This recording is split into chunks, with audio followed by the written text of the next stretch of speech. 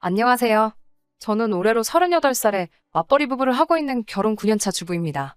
딸 하나, 아들 하나 낳아 행복하게 살고 있어요. 저는 외동딸이고, 저희 어머니는 제 졸업식도 보지 못하고 돌아가셨어요. 아버지와 단둘이 살고 있었는데, 아버지는 엄마가 너무 보고 싶으셨는지, 어느 날 갑자기 건강이 악화가 되셔서 손도 쓸 틈도 없이 돌아가셨습니다. 이후에 저는 고모댁에 맡겨졌고, 성인이 되자마자 그 집을 뛰쳐나왔습니다. 워낙 안 좋았던 기억이라 딱히 설명드리기는 조금 그렇고, 그냥 거기서 지내면서 굉장히 힘들었었다는 사실을 말씀드리고 싶어요. 어린 마음에 너무 힘들어서 그나마 엄마와 사이가 좋던 큰애 삼촌에게 도와달라고 부탁을 해봤는데 굉장히 난감해하시며 앞으로 이런 부탁은 자제해달라는 듯한 말을 들었고 그 이후로는 연락도 되지 않았습니다. 지푸라기라도 짚는 심정으로 이모에게 연락을 했지만 돌아온 건 돌아가신 엄마에 대한 나쁜 이야기였습니다. 사실 엄마가 아빠와 결혼하는 걸 외가에서 반대를 하셨거든요. 그래서 외가와는 거의 연을 끊고 지내고 있었어요. 집안꼴 그따위로 만들어놓고 시집갈 때부터 그렇게 될 줄 알고 있었다는 말을 들으니 엄마 쪽 친척들에게 더 이상 뭔가를 바라고 싶지 않았습니다. 그래서 제가 성인이 돼서 독립을 한 뒤부터는 친가, 외가 친척들 전부 연락을 안 하고 지내고 있어요. 제가 성인이 되고부터 저 혼자 제 앞가림 할 수 있는 상황이 되고부터 저 혼자서 저희 아버지랑 어머니 제사를 모셨어요. 신랑은 이남 일녀 삼형제 중에 둘째입니다. 제가 새로운 직장을 다니게 되면서 만나게 되었고 저한테 정말 많은 큰 힘이 되었어요. 내가 이렇게 행복해도 되나 싶은 생각이 들 정도로 저에게 잘해줬고 저는 남편의 청혼에 응하고 우리는 결혼하게 되었어요. 결혼 준비를 하면서 조금 마음에 걸리던 게 있었어요. 혹시 시부모님이 제가 부모님이 없다는 이유로 저를 싫어하지는 않으실까? 깔보지는 않으실까? 이런 것들이요. 상견례 자리도 가질 수 없었어요. 남편이 이미 부모님께는 설명해놨다고 걱정하지 말라고 했는데 나중에 따로 만나게 된 시부모님은 정말로 제 부모님에 대한 이야기는 이미 들어서 알고 있다고만 하셨고 그것 때문에 제가 싫다거나 결혼을 반대하신다거나 하는 기색은 찾아볼 수 없었어요. 오히려 그동안 저 혼자 얼마나 외롭고 힘들었겠냐며 걱정을 해주셨습니다. 남편의 그 훌륭한 성품이 어디서 나왔는지 대번에 알겠더라고요. 하지만 결혼 준비를 저 혼자서만 하려니 여러 애로사항이 많았습니다. 보통 사람들이 결혼한다면 어머니와 같이 준비했어야 하는 것들 말이에요. 저도 회사를 다니고 있던 상황이다 보니 저 혼자서 모든 걸 준비하기엔 시간이 많이 모자랐어요. 아는 것도 별로 없었고요. 시어머니께서 도와주고 싶어 하셨지만 어려운 게 많았어요. 시어머니 본인도 체력적으로 많이 힘드셨고 사실 시어머니 쪽에서 제 결혼 준비를 도와주는 것도 조금 그렇잖아요. 그러다 시어머니께서 저에게 형님을 소개시켜 주셨습니다. 아주버님과 결혼할 때도 알뜰히 준비를 잘했고 아무래도 최근에 결혼을 했으니 시어머니보다도 더 잘할지 않겠냐면서요. 시어머니의 마음 씀씀이에 언제나 감사함을 여기고 있긴 하지만 형님하고 저는 도무지 잘 맞지 않았어요. 도움이 전혀 안 됐다고 하지는 않겠습니다. 하지만 저는 형님하고 같이 준비하는 하루하루가 정말 싫었어요.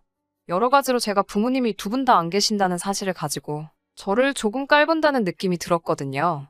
저도 그 사실로 자격지심을 갖는 건가 혼자서 고민도 많이 했어요. 형님과 식장을 알아보러 간 날에 혼주석에는 누가 와 있을 거냐고 물어보더라고요.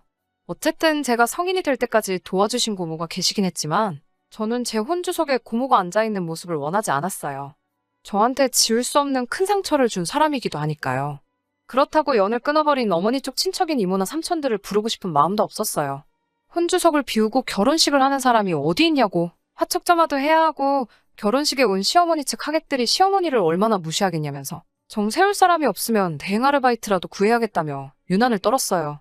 충분히 걱정해줄 수 있는 부분이라 생각하지만 시어머니의 체면을 위해 말해준다기보다는 시어머니도 대단하시다며 고아라서 파혼하는 커플도 많다던데 큰 결심을 하셨다는 둥 자꾸 제 아픈 가정사를 괜히 들쑤셔보려고 한다는 게 전부 티가 났습니다.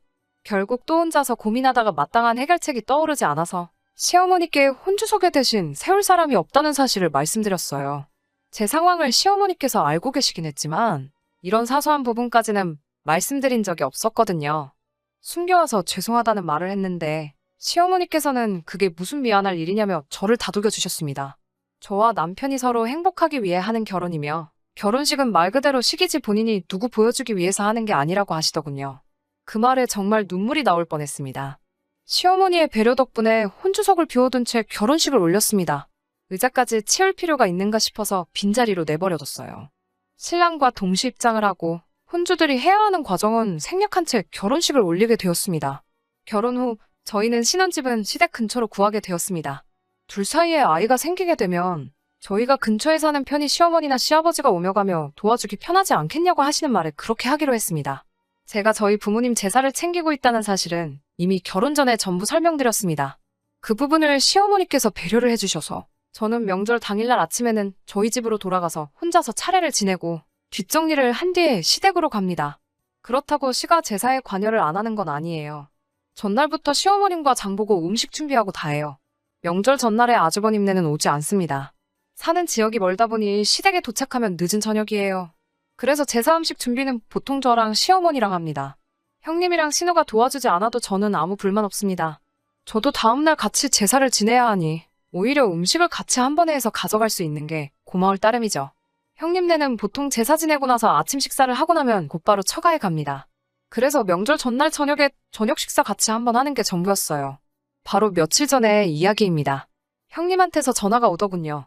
결혼 전에 있던 일 때문에 웬만해서는 저도 먼저 연락을 안 드리고 형님도 딱히 저를 찾으시질 않았으니 웬일로 전화를 다 했나 받아봤더니 왜 자기만 차례 준비를 해야 하는 거냐며 그동안 몇 번 참다 더는 못 참겠어서 전화를 했다고 하시더군요. 한두 번도 아니고 매번 명절마다 이러니 자기 혼자 하는 게 불공평하다는 식으로 이야기를 꺼내셨어요. 저는 저희 집에서 차례 혼자서 지내는 부분도 있고 시어머니께서도 허락하신 부분이라고 대답했더니 저보고 이 핑계 저 핑계로 빠지라는 거지 양심이 없어도 너무 없는 것 아니냐며 구구절절히 설명하지 말라고 하시더군요. 시집 왔으면 시댁 차례가 우선이지 왜 친정 차례에 목숨을 거냐고 화를 내시더군요. 그 말에 저도 어이가 없어서 한마디 했습니다. 음식 준비는 제가 다 하지 않냐고요.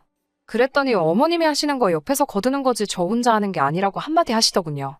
형님이 차례상 차리는 걸 제가 본 적이 없어서 모르겠지만 저희 시어머니 성격에 형님한테 혼자 다 차려놓으라고 맡기실 분도 아니고 전날 미리 해놓은 음식들 가지고 같이 준비하셨을 게 분명하거든요.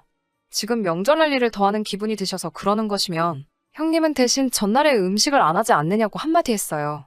식사상을 내가도 제가 더 많이 내가고 뒷정리를 해도 제가 더 많이 한다고 형님은 전날 저녁에 오셔서 아침만 드시고 바로 친정으로 가는 반면에 저는 명절날 단 하루아침만 자리를 비우는 거지 명절 내내 시댁에 머물지 않느냐고 한마디 했어요. 형님은 자기는 친정이 있는데 동서는 친정이 없지 않냐며 자기야 자기 보고 싶어하는 부모님이 계시지만 저는 보고 싶어할 사람도 없으니 그것 때문에 시댁에서 종일 있는 걸 가지고 유세를 부리냐고 하네요. 가정교육 못 받은 게 이런 데서 다 티가 나는 거라고. 제 사정은 알고 없고 똑같이 시집온 마당에 별것도 아닌 이유로 자기한테 일 다 떠넘기지 말고 이번 명절부터는 차례 참석하고 나서 저희 부모님 차례를 지내던가 하라고 하고 전화를 끊어버렸습니다. 도저히 터져나오는 서러움을 이길 수가 없어서 일하다 말고 밖으로 나와 비상계단에 숨어서 혼자 펑펑 울었네요. 한참 혼자서 마음을 추스리고 있는 와중에 신우한테 전화가 왔어요. 올해는 친정에 안 가게 될 것 같다고. 이번에는 자기도 명절 전날에 음식하는 거 도와주러 갈 테니까 먼저 장 보러 가지 말라고 전화를 한 것이었어요. 그 와중에 제가 흐느끼며 전화를 받고 있으니 무슨 일 있냐며 꼬치꼬치 묻는데 서러움이 올라와서 형님과 한 통화 내용을 전부 다 털어놨습니다. 그리고 그 일을 신우가 시어머니께 다 말했나 봐요. 그날 저녁에 시어머니가 퇴근하고 집으로 오라 하시길래 집으로 가지 않고 시댁으로 갔습니다. 시어머니께서는 저녁상을 차려놓으셨고 자리가 두 자리가 더 있길래 저희 말고도 또 누구를 부르셨나 했어요. 먼저 저녁 식사를 하고 있는데 아주버님네가 오시더라고요. 식사가 끝나고 어머님께서 두 며느리에게 할 말이 있다고 하시며 저랑 형님 앉혀놓으시고 이야기를 시작하셨어요. 형님에게 이제 너도 전날 와서 음식하는 걸 꺼달라 하셨습니다. 저랑 둘이서 하는 게 이제는 힘에 부친다고요. 또 시어머니는 저한테는 지방이랑 다 가지고 와서 시댁에서 저희 부모님 제사도 같이 지내라고 하시더군요. 그러고서는 다시 형님한테 너도 시집을 왔으니 시댁을 우선적으로 챙기라며 앞으로 명절날에는 친정에 가지 말라고 하셨습니다. 형님이 얼굴이 일그러지더니 이러는 게 어딨냐고 시어머니께 대들며 원성을 높였습니다. 한참을 실랑이 하다가 형님이 이제 시댁에는 올 일이 없을 거라며 연을 끊자는 식으로 나왔습니다. 그 말에 시어머니는 형님에게 너 하고 싶은 대로 하라고 하시며 대신 우리 죽기 전에 유산은 다 둘째랑 신우에게 나눠줄 테니 한 푼도 받을 생각 말라 하셨어요. 유산 이야기가 나오자마자 형님은 그런 게 어딨느냐며 바닥에 등을 깔고 드러누워 억울하다고 발버둥을 치기 시작했어요. 언성이 높아지고 바닥에 드러누워 막무가내로 소리를 지르기 시작하니 뭐 대화도 통하지 않고 난리도 보통 난리가 아니더라고요. 결국 보다 못한 아주버님이 상황을 정리하고 형님을 데리고 돌아갔습니다. 형님이 돌아가니 한바탕 난리가 났던 게 무색하게 너무나도 조용해졌습니다. 시어머니께서는 저만 따로 불러내셔서 말을 이어가셨어요. 상황이 그래서 한 말이니 크게 마음에 담아두지 말라고 하시며 제사는 원래 여기저기 옮겨다니는 게 아니니 원래 하던 대로 하라고 하시더군요. 하지만 첫째네가 이제 오지 않을 테니 아침에 조금만 더 일찍 일어나서 준비하는 걸 조금 도와줬으면 한다고 하셨고, 저는 그 말에 그렇게 하겠다고 대답했습니다.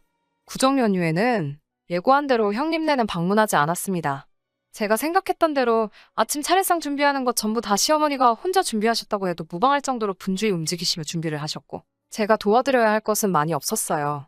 준비가 거의 다 끝나가니 도와줘서 고맙다고 말씀하시며, 저도 이제 준비할 게 많을 테니 얼른 가보거라라고 하시면서 마무리 준비는 혼자서 다 하셨어요. 시어머니께는 감사한 마음뿐이네요. 제가 정말 좋은 사람을 만났고 좋은 가족을 만난 것 같습니다. 시부모님이 제 부모님이 되지는 못하겠지만 정말 제가 할 수 있는 모든 걸 다해 두 분께 저희 부모님께 못해드린 만큼의 효도를 하려고 합니다. 다음 달이면 시어머니 생신이네요. 여태껏 바쁘다는 핑계로 생신상 한번 내어드리지 못했는데 이번에는 정말 정성을 다해 한번 차려보려고 해요. 사연 들어주셔서 감사합니다. 끝까지 들어주셔서 감사합니다. 오늘의 사연은 여기까지입니다. 구독과 좋아요, 알람 설정 부탁드리고 더 좋은 사연으로 다시 찾아뵙겠습니다. 감사합니다.